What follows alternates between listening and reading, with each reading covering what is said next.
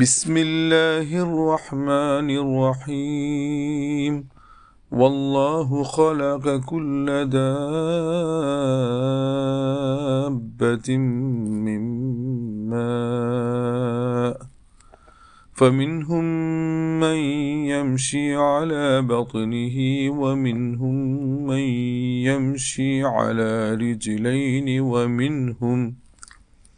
ومنهم من يمشي على أربع يخلق الله ما يشاء إن الله على كل شيء قدير.